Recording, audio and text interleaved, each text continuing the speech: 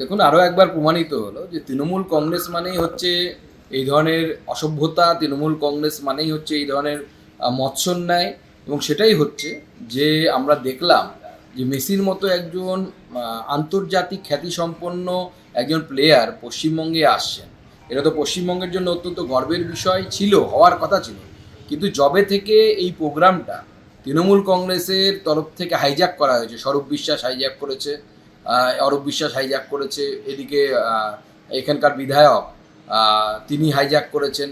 তো পুরো প্রোগ্রামটা, এবং যারা ঢিল ছুঁড়েছে তারাও, বোতল ছুঁড়েছে তারাও তৃণমূল, সব অরূপ বিশ্বাসের লোক, আমার কাছে যা খবর আছে।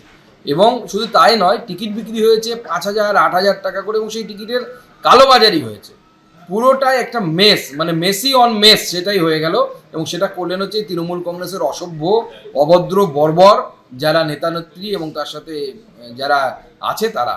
এবং প্রমাণ হলো যে পশ্চিমবঙ্গের পুলিশ এইটুকু প্রফেশনালিজম নেই যে এত ভিড় কিভাবে কন্ট্রোল করতে হয় সেটা পর্যন্ত জানে না। তৃণমূল কংগ্রেস দল এবং তৃণমূল সরকার এই দুজনে মিলে মেসিকে মেস করে ছাড়লো।